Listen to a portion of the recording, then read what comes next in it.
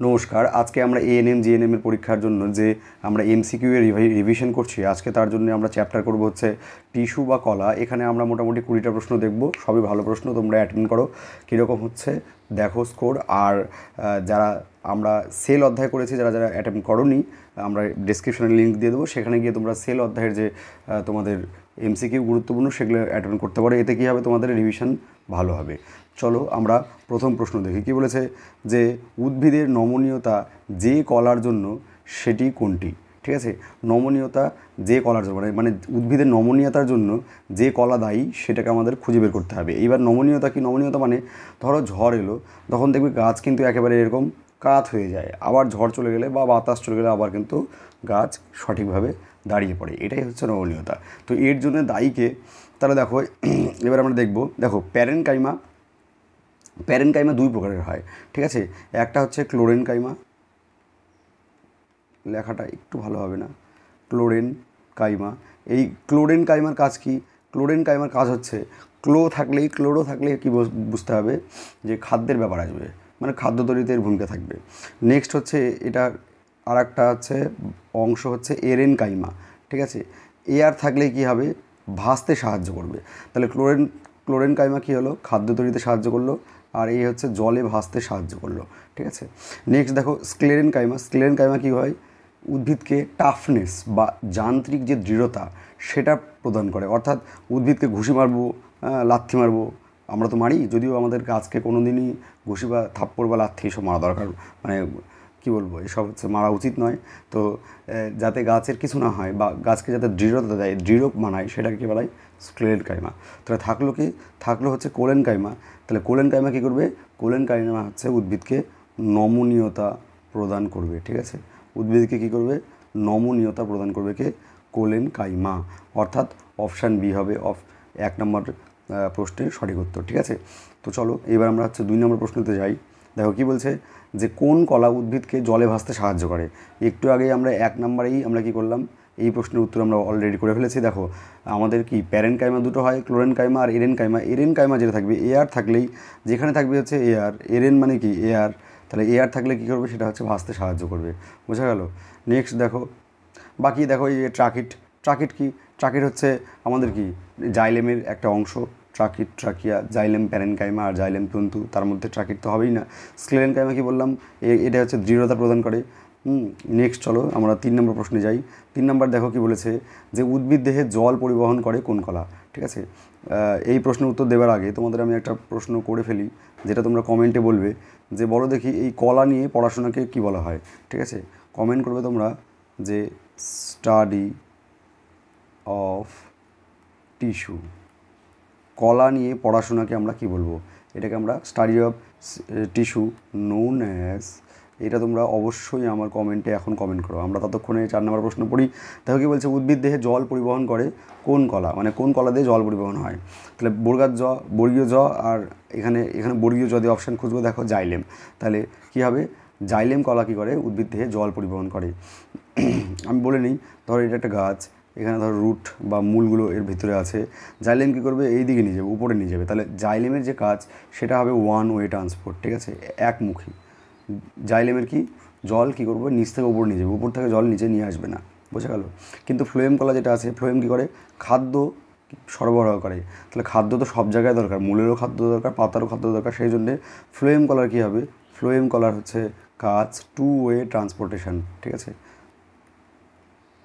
Transportation. ঠিক আছে, জাইলেমের হচ্ছে ওয়ান ওয়ে ট্রান্সপোর্টেশন, পরিবহন একমুখী হয়, আর ফ্লোয়েমের কী হয়, পরিবহন দ্বিমুখী হয়। শিরা তো গাছের মধ্যে থাকেই না। ঠিক আছে, আর ক্লোরোপ্লাস্ট কী করবে, ক্লোরো থাকলেই মনে করবে যে খাদ্যের সাথে যুক্ত থাকবে। বোঝা গেল? নেক্সট চলো আমরা 5 নম্বর করি। কী বলছে, নিচের কোন, আচ্ছা কলা নিয়ে পড়াশোনাকে কী বলবো আমরা, কলা নিয়ে পড়াশোনাকে আমরা বলবো কি, হিস্টোলজি। কী বলবো, হিস্টোলজি। যারা যারা হচ্ছে হিস্টোলজি কমেন্ট করেছো তারা খুবই ভালো, তাদেরকে অভিনন্দন। ঠিক আছে, নেক্সট চলো কী বলছে, নিচের কোন উদ্ভিদ কলা একটি জীবন্ত কলা। ঠিক আছে, দেখো জীবন্ত সবসময় মনে রাখবে যে খাদ্য তৈরি যারা করবে তারা সবসময় জীবন্ত বা জীবিত হবে। ঠিক আছে, তো খাদ্য কারা তৈরি করে, প্যারেনকাইমার মধ্যে কী থাকে, ক্লোরেনকাইমা থাকে, তার মানে প্যারেনকাইমা রিলেটেড যেসব থাকবে সেগুলো সব জীবিত হবে। এটা একটা ট্রিক, ঠিক আছে, এটা দিয়ে তোমরা মনে রাখতে পারো। তাহলে সঠিক উত্তর কী হবে? প্যারেন কাইমা। ঠিক আছে, আর এই তন্তুর ইংরেজি হচ্ছে ফাইবার। ঠিক আছে, যে কোনো ফাইবার কি হয়? ডেড হয়, যে কোনো ফাইবার মৃত হয়। ফ্লোয়েম তন্তুও মৃত, আবার হচ্ছে আর কিছু নেই। আর স্ক্লেরেন কাইমা তো হবেই না, ট্রাকিডও হবে না। তাহলে উত্তর কী হচ্ছে এখানকার? 5-এর অপশান ডি হচ্ছে প্যারেন কাইমা। ঠিক আছে, জীবন্ত কলা। নেক্সট চলো, বলছে কোনটি জাইলেমের একমাত্র জীবিত অংশ? তাহলে আমরা জাইলেমের যদি অংশগুলো আগে দেখি, জাইলেমের হচ্ছে 4টা অংশ। দেখো, প্রথমটা হচ্ছে ট্রাকিট, এটা 1 নম্বর অংশ।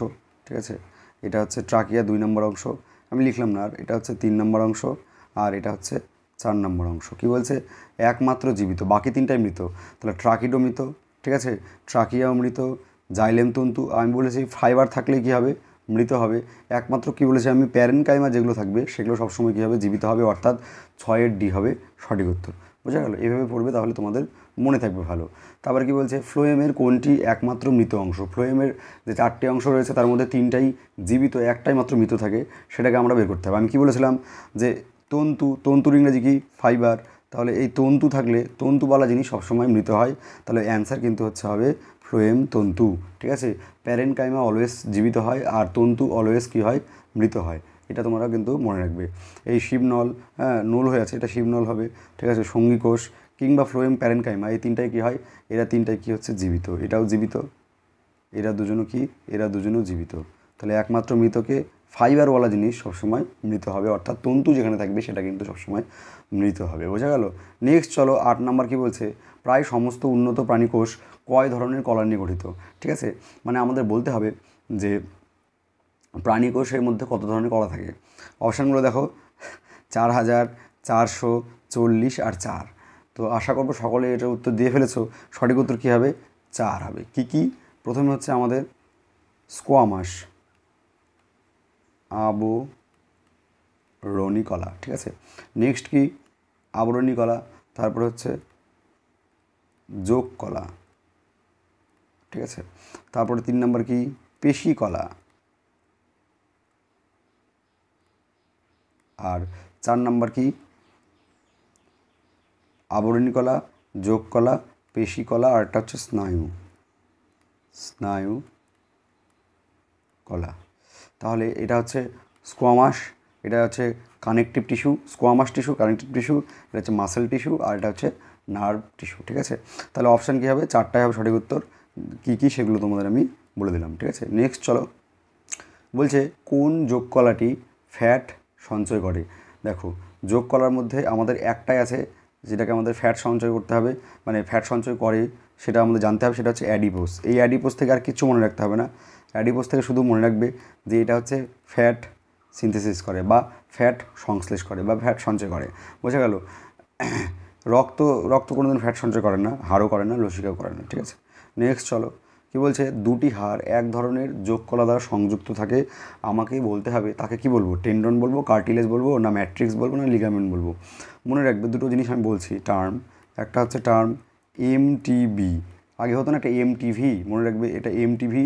আর একটা মনে রাখবে বাল্ব বা বিএলবি। ঠিক আছে, বি মানে কি? বি মানে হচ্ছে বোন। বোন মানে কি? বোন মানে হাড়। এই বি মানে কি? এই বি মানে হচ্ছে বোন। তাহলে দুটা বোনকে কে দিয়ে? এল মানে হচ্ছে লিগামেন্ট। তাহলে বিএলবি যখনই হবে তাহলে দুটো বোনকে কে যোগ দেবে? লিগামেন্ট দেবে। তাহলে বোন মানে কি? হাড়। তাহলে দুটো হাড় কে যোগ দেবে? দুটো হাড়কে যোগ দেবে হচ্ছে লিগামেন্ট। সেরকম করে যদি বলে এই এম মানে হচ্ছে মাসেল, এম মানে কি? এম মানে হচ্ছে মাসেল। মাসেল মানে কি? পেশি। আর এই বি মানে কি? বোন মানে কি? বোন মানে হচ্ছে হাড়। তাহলে পেশি আর হাড়কে কে যোগ দেবে? টি মানে হচ্ছে টেন্ডনে যেটা। তাহলে নেক্সট প্রশ্ন মানে ওটাই আছে। দেখো, এগুলো মনে রাখবে। এগুলো মনে রাখার হচ্ছে এটাই নিয়ম যে এমটিভি থেকে এমটিবি আর বিএলবি। ঠিক আছে, কী বলছে? হাড়কে পেশির সাথে কোন কলা যুক্ত করে? তাহলে দেখো উত্তর কী হবে? টেন্ডন। ঠিক আছে, এমটিবি যেহেতু, এমতে মাসেল আর বিতে হচ্ছে বোন, আর টিতে কি? টিতে হচ্ছে টেন্ডন। তাহলে দেখো, টেন্ডন কী করে? আমাদের পেশির সাথে কী করে? হাড়ের সংযোগ ঘটায়। বোঝা গেল? আশা করবো ভালো লাগছে তোমাদের ক্লাস করতে। নেক্সট চলো, দেখো কঙ্কাল পেশির সাথে স্কেলিটন এর কে সংযোগ স্থাপন করে। তাহলে একটা কঙ্কাল কি? কঙ্কাল একটা পেশি। তাহলে পেশির সাথে সবসময় স্কেলেটন কি? এটা একটা হাড়। এটা কি? এটা হচ্ছে বোন। এটা কি? বোন। বোন মানে কি? হাড়। আর এটা কি? পেশি। পেশি মানে কি? মাসেল। যে পেশি হোক, তাহলে মাসেল MTB হয়, তাহলে মাসেল আর বোনের মধ্যে সংযোগ কে করে? টেন্ডন। কে করে? অল টাইম টেন্ডন হবে। তো সঠিক উত্তর কী হবে? Option A, tendon. যে পেশি হোক, সে তোমার কঙ্কাল পেশি হোক আর যে পেশি হোক। তাহলে দেখো বলছে মানবদেহে সবচেয়ে শক্তিশালী পেশি মাসেটার, মানে মাসেটার পেশি কোথায় থাকে? চোয়াল, হাত, বুক না জঙ্ঘা?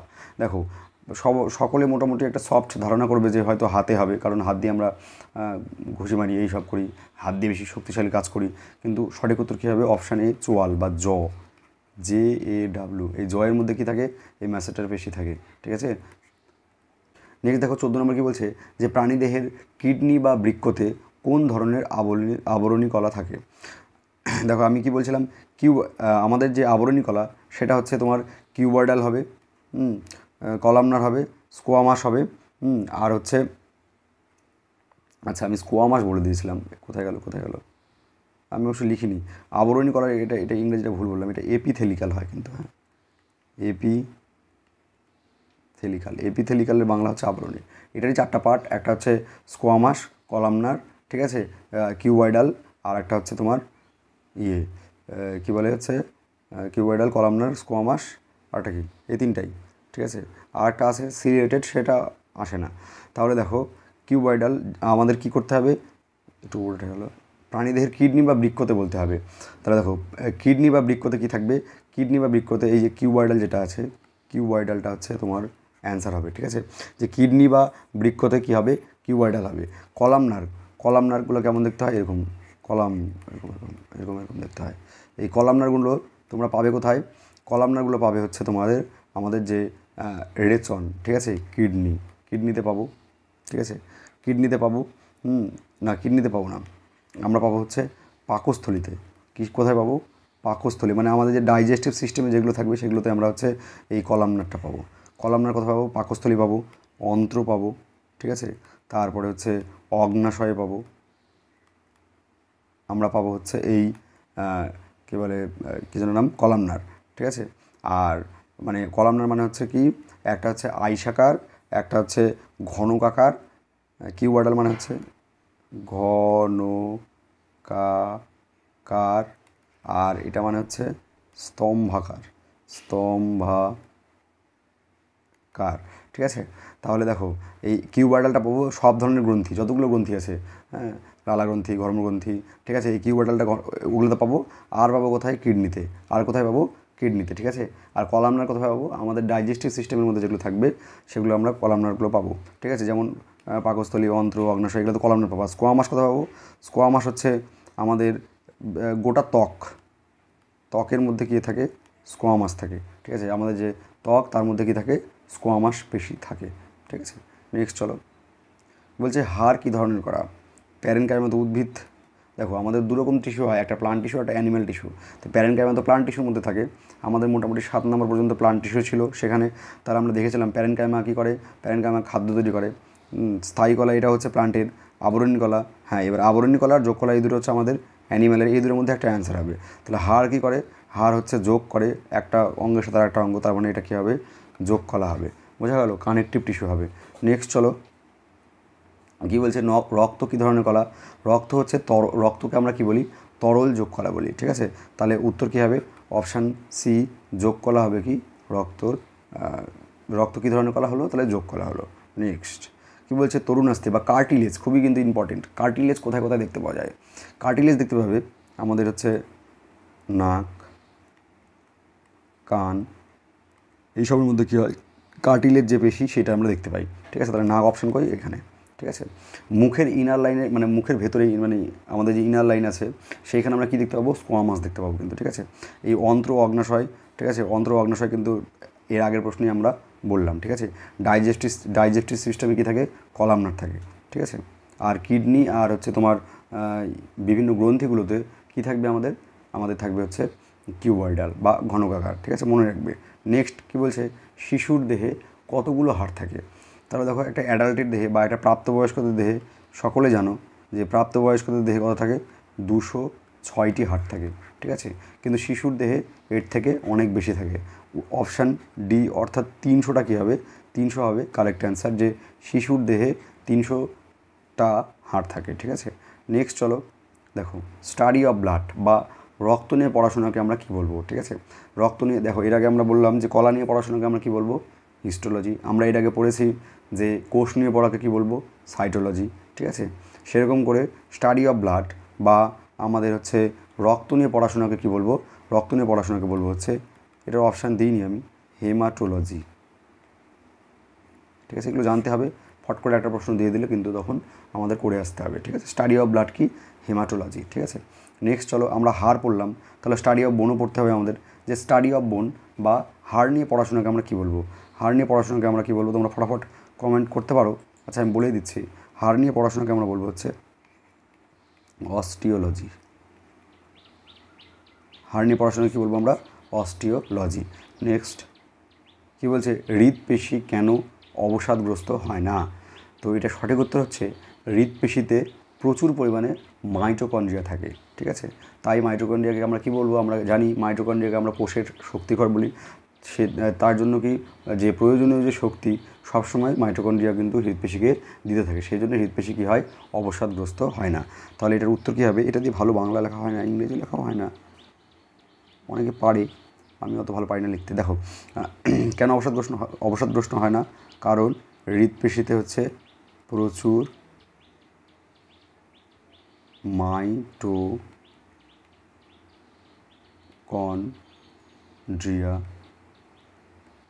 থাকে, ঠিক আছে।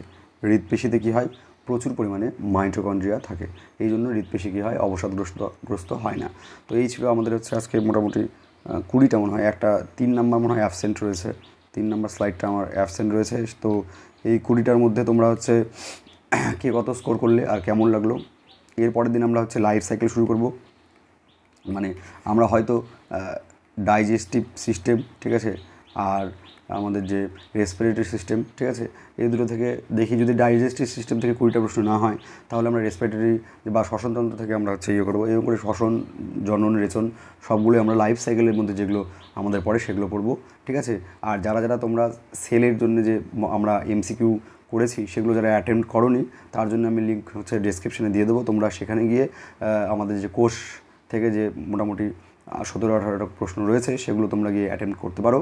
তো সকলকে ধন্যবাদ, সকলের দিন শুভ হোক, নমস্কার।